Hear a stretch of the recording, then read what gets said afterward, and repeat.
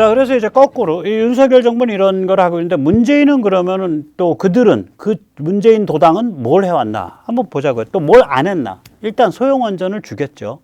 우리가 SMR 그 설치 인증받은 미국에서 설치 인증받은 첫 모델인데 그 다음에 SMR 하나도 지금 제대로 사업화를 못 시켰잖아요. 그러니까 원자로를 완전히 죽였습니다.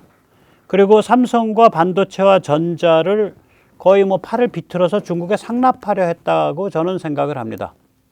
저는 그렇게 보고 있습니다. 그 다음에 저들은 서해 방어 능력이 개판되어 있는 것을 업그레이드 하려고 하지 않았죠. 아까도 말씀드렸듯이 해안 레이더 안 했었습니다. 해면파 레이더 안 했습니다. 수중 감시 안 했습니다. 초고속정 개발만 하고 찍어내지 않았습니다. 서두르지 않았습니다. 고속정도 마찬가지겠죠. 그 다음에 북한 진입 능력을 업그레이드 하기는커녕 반대를 했죠. 아파치 추가 도입 반대했고요. 미니 장갑차 저런 거 아직 일두번껏 안 했었고요. 현대로템이 왜 갑자기 미니 장갑차를 찾겠냐고요. 윤석열 정부 보니까 북한 급변 사태 때에 진입하려고 하는구나 하고 감잡고 야 북한 급변 사태 때 지금 1시간 안에 헬기로 신의주 부근에다가 뭔가 그래도 쓸만한 그래도 최소한의 무슨 장갑차 비슷한 거 하나 떨어뜨려야겠는데 그러려면 무게가 7톤 미만이어야 되는데 저거면 3.5톤 미만이어야 되고 루바가 3톤에서 5톤 사이예요. 그러니까 루바를 기본 틀만 갖고 옮기면 3톤에서 끝날 거라고요. 수리온으로 옮기면. 우리 치누크 같은 걸로 옮기면 많이 옮길 수 있고요. 한 3대, 2대는 옮길 수 있죠. 치누크는. 미군 치누크 좀 빌리고 우리 치누크 빌리면은 좀 되겠죠. 그러니까 현대로템이 미니 장갑차를 착안을 하는 거죠. 저게 문재인 정부 같으면 저 착안하겠어요? 북한 급변 사태 났을 때 서해에서 중국이랑 맞겨뤄야죠. 그리고 중국 그 육상군이 저기 압록강, 두만강 건너서 넘어 들어오는 거 막아야죠. 그러니까 이런 거 준비해 보겠습니다. 만약에 문재인 정부 때 방사청 가서 그런 소리 했으면 방사청 사람이 저도 갑갑하거든요. 그냥 말씀 마세요. 누구 염장지를 일 있어요? 이렇게 대답했을 거라고요. 우리 공격군단 있죠? 북진. 구호도 북진이에요. 뒤에 안 보고 앞으로만 쏠려 나가는 거. 7기동군단 전력. 거기에 필요한 장비라든지 기타 등등 지금보다 문재인 때 된 것보다 훨씬 더 많이 했었어야 돼요. 아까도 말씀드렸지만 초고속정 그거 서둘러 가지고 지금쯤 200대쯤 깔아놨어야 돼요. 이제 모델 나왔어요. 이제. 고속정도 마찬가지고. 그리고 제공권 저하를 자초를 하고 있죠. F-35 추가 도입을 계속 반대하고 있죠. F-35A 모델. 그러니까 뜨는 거. 그거 반대한 이유가 뭔지 아세요? F-35는요. 우리 대양해군의 항모에서 떠야 됩니다. 그러니까 F-35B여야 됩니다. 그러니까 F-35A는 도입하지 마세요. 그게 명분이었어요. 그러면 항모 어디 있는데? 항모 없잖아. 10년 후인데.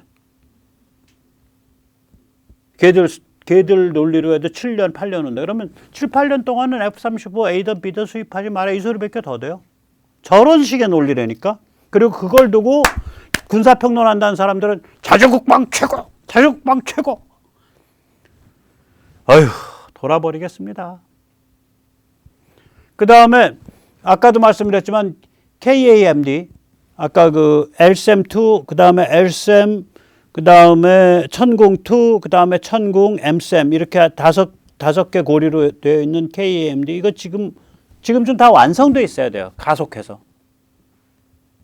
그걸 거부해 왔다고요. 합동전략본부도 거부했었고. 그 다음에 뭐 155mm 포탄 저거 지능탄 만드는 거 그러니까 포탄 안에 센서랑 기타 등등 넣어가지고 딱 가서 딱 꼽히는 거. 그 다음에 또 가다가 날개 쫙 펼치고서 많이 가는 거. 뭐 이런 거 지금 한참 이야기 나온 지가 언젠데 진행이 없어요. 그 지금 막 진행하고 있다고요. 그 다음 CTA 기관포 저거 꽤 오래전에 시제품 다 돼 있었거든. 진행이 없었어 저거.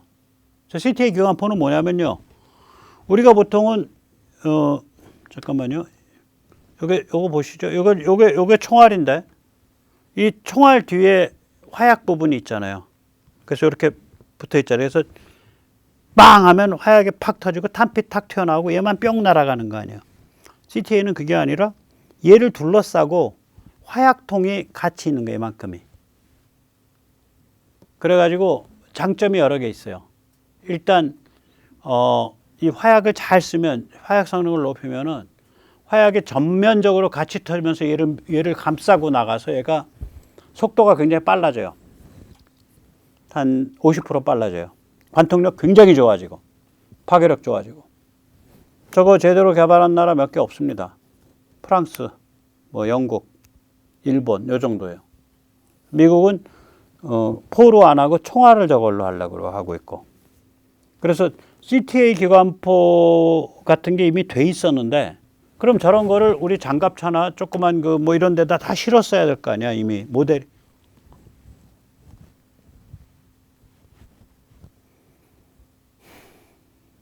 무인 잠수정, 저게 왜 지금 발표되겠냐고요.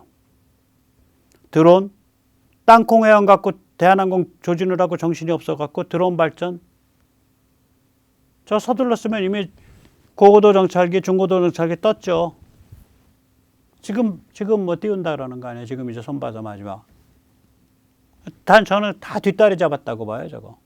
아까도 말씀드렸지만 합동전략사령부도 설치를 미뤘고. 합동전략사령부 만들게 되면 우주 육해공 수중 이거를 다 한꺼번에 보는 지능을 짜자 그럴 거거든. 아직도 안 짜고 있어요, 저거. 이제 시작이에요. 우주 육해공 수중을 전체를 상황을 보는 지능. 해군 합동교전 능력 하자고 하는데 지금까지 미뤄져서 저거 안 돼 있어요. 저거 뭐냐면은 해군 함정 여러 개가 있어. 해군 드론도 있고 해군 항공부대, 해군 항공사령부 엊그저께 출범했죠. 해군 항공사령부 당연히 있어야죠. 드론도 운영해야 될 거고 헬기도 운영해야 될 거고. 그 사령부 단위가 돼야죠. 이제는 입체가 돼야 되는데. 그러니까 이러한 여러 자산들이 하나의 전장 안에서 상황을 같이 공통 인지하게 해주는 거. 그게 CEC예요. Coordinated Engagement Capability. 합동 교전 능력인데 저거 소프트웨어 지능 덩어리거든. 저거 몇 년 걸리는데 저것도 안 했다고. 그래놓고 항모 만들어야 됩니다. 대양 해군으로 나가야 됩니다. 엿장수 같이 무슨 고철 덩어리만 쫓아다니나. 지금은 다 전자통신지능입니다. 그 다음에 링크-K를 더 발전시키고 미군 링크-16과 연동하고. 저게 이제 지능이 고급화될수록 링크-K가 발전하잖아요. 지능을 안 발전시키고 있는데 그러니까 참 흉악한 짓 한 거예요. 그리고 나서는 뻑 하면은 대양해군 항공모함 만들어야 됩니다. F-35가 아니라 자주국방 K-21 키워야 됩니다. 아니 K-21 키우는 거 제가 더 주장하거든요. 근데 그거는 그거고 F-35는 지금 현존하는 최강의 억지력이니까 좀 돈 들여가지고 그래도 계속 확충해 놔야 중국이 덤빌 생각을 못 한다고요. 북한 급변사태 났을 때.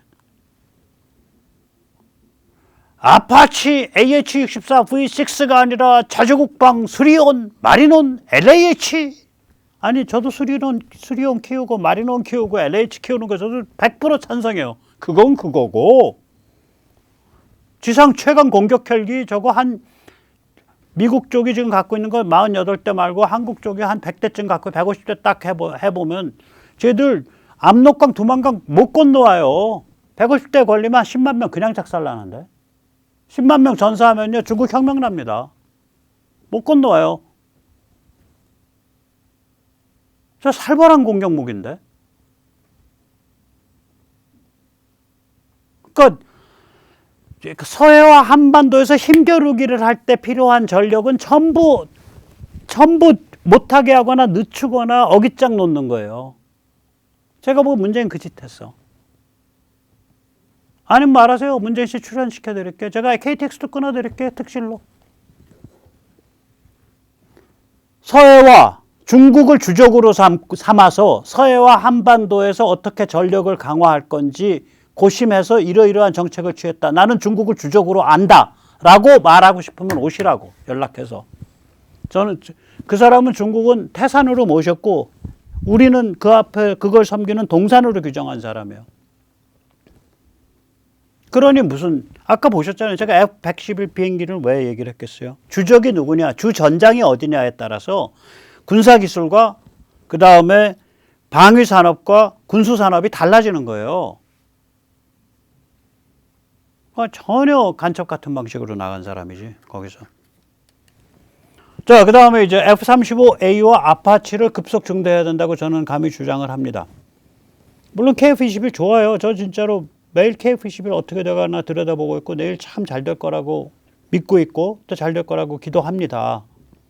그리고 제가 여러 번 그동안 얘기했지만 KF-21에 전 굉장히 뭔가 물꼬를 열어 젖혔다. 아까도 얘기를 드렸잖아요. 그런데 문제가 뭐냐. 심리밖에 물로는 불을 못 꺼요.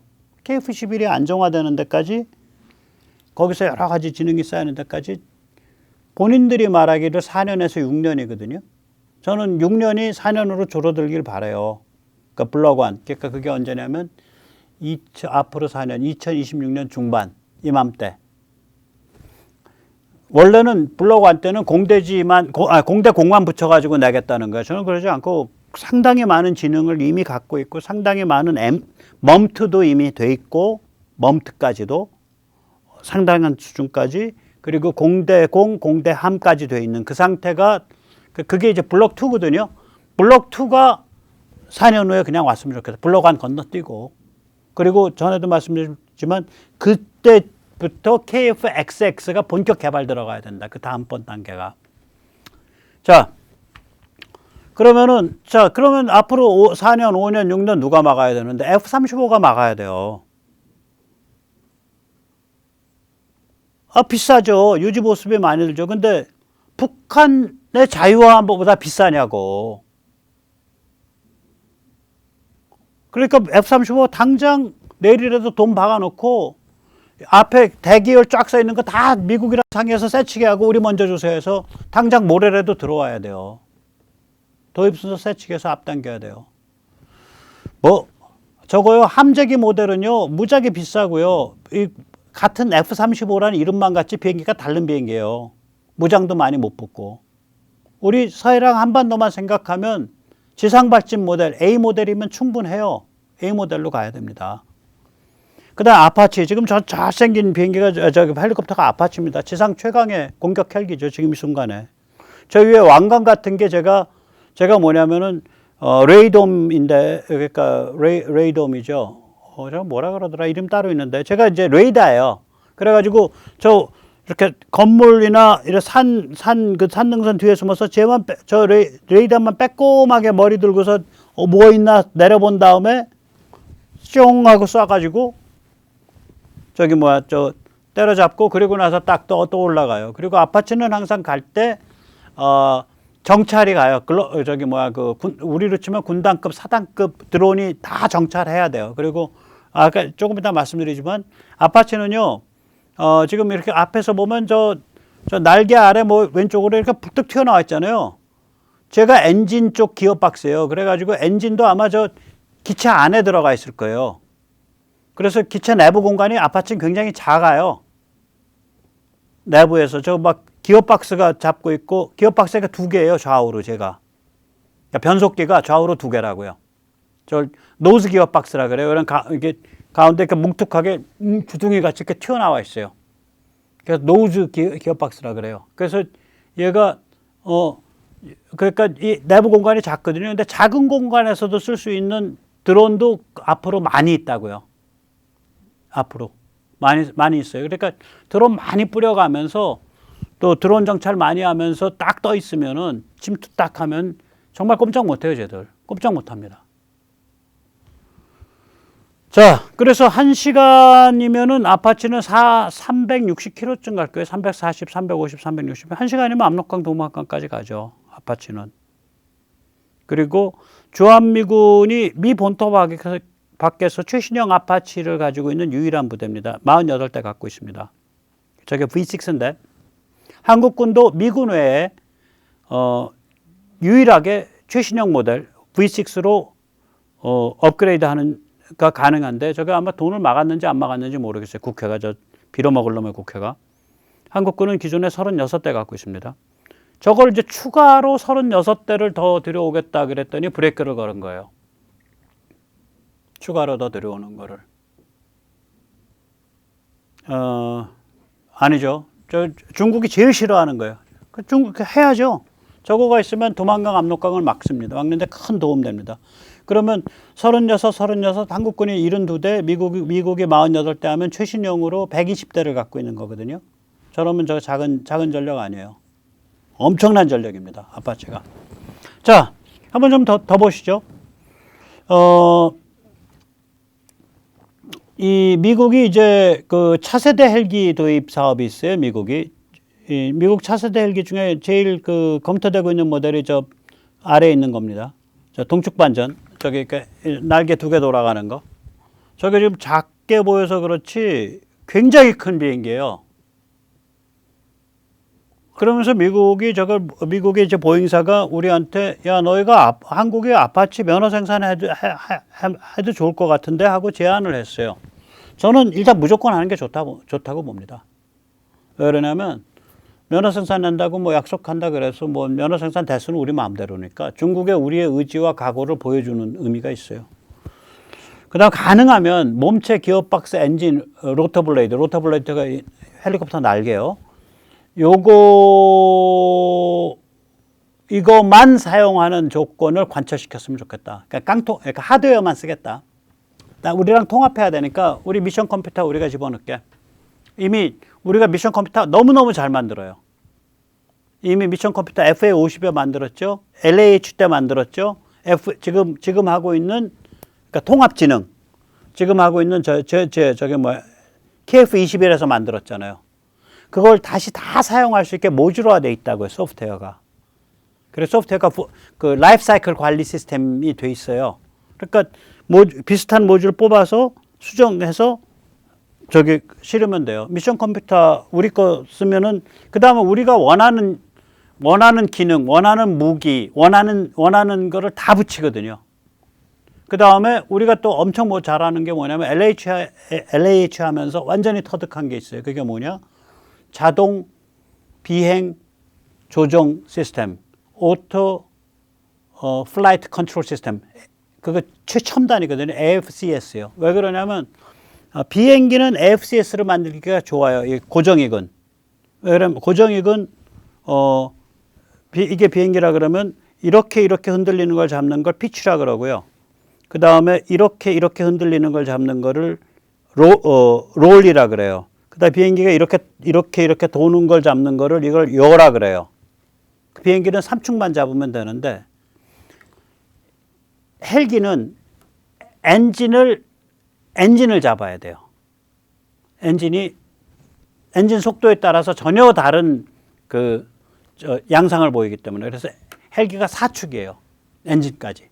그러니까 피치, 롤, 요 말고 엔진까지 있어서 그래서 헬기가 저 자동 비행 조정 시스템 만들기가 정말 어려운 건데 우리가 해냈다고요. LH 하면서. 그러니까 우리 거 쓰면 돼. 그것도. 그 다음에 진동 저감 장치. 저거는 진동이 발생하는 부위 그 근처에서 진동의 파형을 알아낸 다음에 똑같은 주파수의 역파형.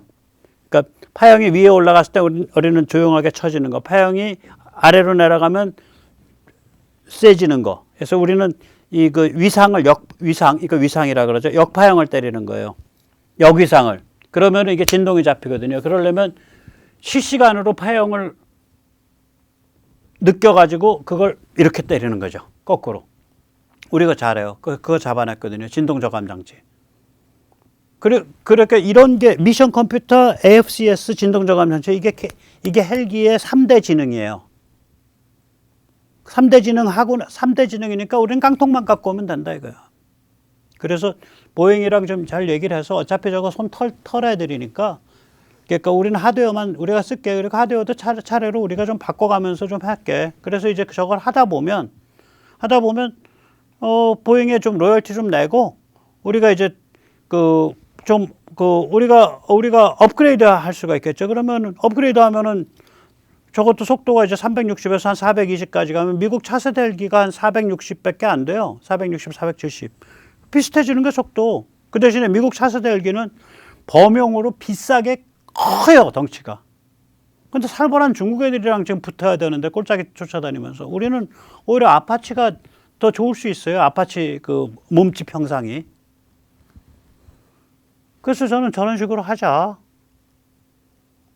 그러면서 국산 수리온 LH는 계속 발전시켜야 돼요. 저거. 왜냐하면 이 그 공격 헬기 말고 좀 안에 널널하게 사람 탈 수 있고 뭐 여러 가지 쟁일 수 있는 그런 헬기도 많아야 돼요. 그리고 국산 차세대 헬기라면 미국의 저 비싼 저 차세대 헬기 저런 그 온갖 첨단 장비 있는 저런 거 말고 우리는 공격이 아니라 운송에 초점 맞춰야 돼요. 그러니까 치누크의 업버전, 치누크가 한 1 2톤 옮길 겁니다. 그거의 업버전으로 그거보다 속도 좀 빠르고 우리 한 15톤 옮기는 거. 15톤이면요 사람이 타면은 80명 타죠.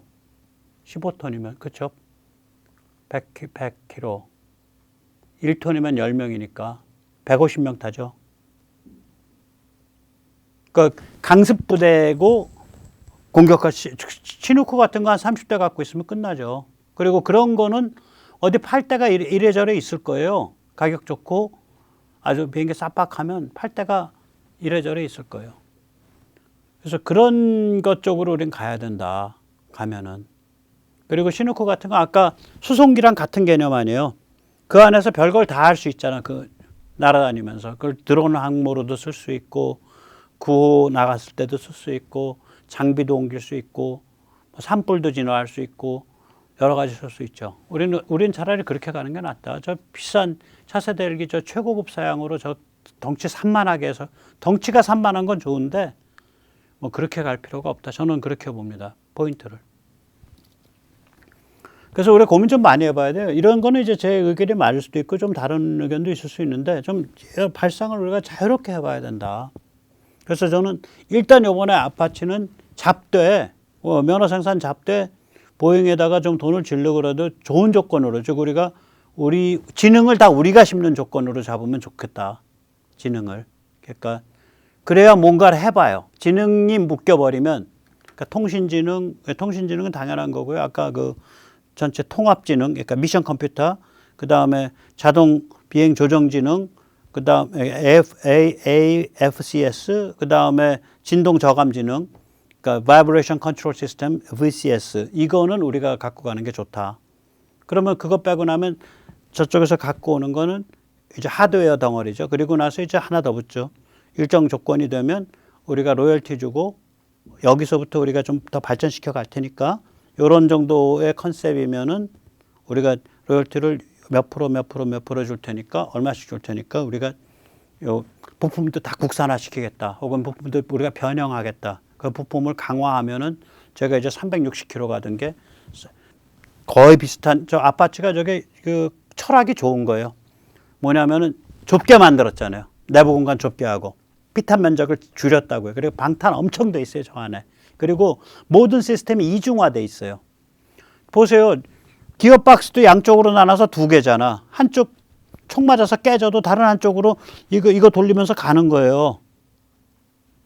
그래서 쟤는 총을 맞아도 대충 살아서 돌아와요. 아주 철학이 아주 견고한 놈이야. 굉장히 견고한 놈이에요. 그리고 우리가 면허 생산해가지고 우리가 우리한테 인수해서 너희가 외국에도 팔고 우리도 팔고 또 같은 시장에서 충돌 날 때는 어떻게 하고 뭐 이렇게 해서 보잉이랑 좀 딜이 잘 차렸으면 좋겠다. 차라리 저는 그런 생각을 합니다. 그 다음에 이제 헬기와 드론이죠. 이게 아파치는 아까도 말씀드렸듯이 이제 그 공간이 좁아요. 공간이 좁은데 헬기 요새 드론이 이 아파치가 필요한 건 뭐냐면은요. 그 공간 좁지만 여러 드론을 뭐 수십 발 갖고 있어서 뿅뿅뿅뿅뿅 쏘면 돼요. 그때마다 한 대여섯 발씩 쏘면서. 제가 전에 동축반전 그 로타 돌아가는 거 보여드렸잖아요. 자석, 그 기어박스가 자석이에요. 그러니까 기어박스가 하나는 이렇게 돌리고 하나는 이렇게 돌리는 거예요.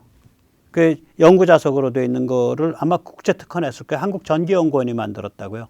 그거 참 잘 만들었다 했는데 그걸 이용해서 며칠 전에 풍산이 그걸 이용을 해서 이 동축반전 로타를 사용한 요런 원통형 3kg짜리니까 물가 요만한 거예요. 요만한 원통형. 근데 저건 이제 보병용이고 헬기에서 만든다 그러면 이제 배터리를 많이 넣고 로타를 좀 세게 넣고 그러면은 이제 이 모타를 원동력을 세게 넣으면 이제 제가 이제 뭐 좀 높이 날아서 한 500m, 600m, 1km 위에서 2km 위에서 1000m 위에서 쫙 갈 수가 있겠죠. 좀 많이 다니고 이제 그런 거죠. 예.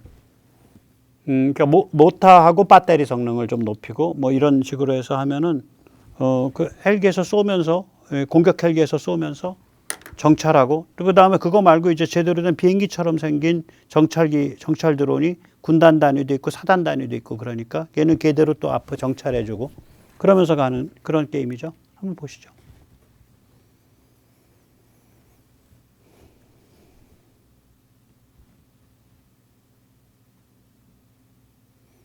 제가 아는 범위에서 저런 형태가 전 세계에서 거의 최초일 수 있어요, 저거.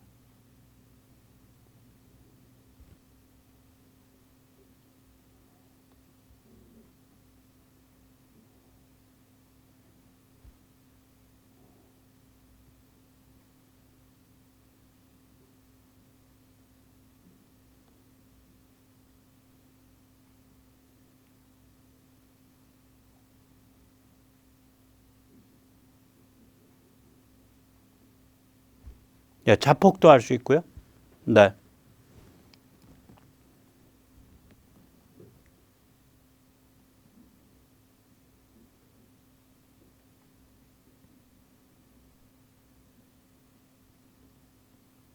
수직 이착륙이니까 회수하기도 좋고요.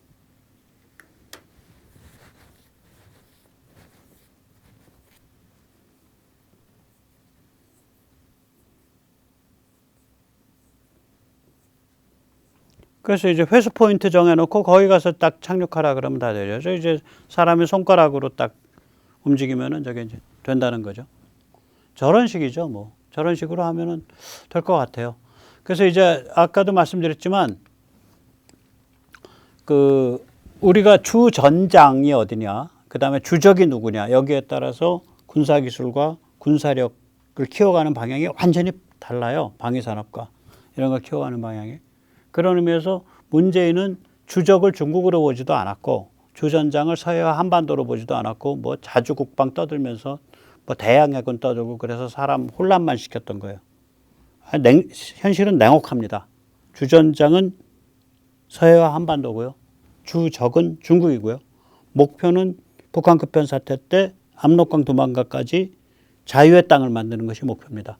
그리고 다행히 윤석열 정부는 그 방향으로 물꼬를 트고 있는 것 같아요. 그걸 본능적으로 느끼기 때문에 그런 쪽으로 많이 생각을 해오고 준비를 해온 뭔가 준비해온 방산업계와 또 국방과학연구원 ADD 이런 데서 지금 엄청난 속도로 새로운 그동안 준비해왔던 거 이불 속에서 준비해왔던 거 책상 밑에서 준비해왔던 걸 지금 꺼내놓고 있어요. 잘 될 겁니다. 오늘 여기까지 모시겠습니다. 감사합니다.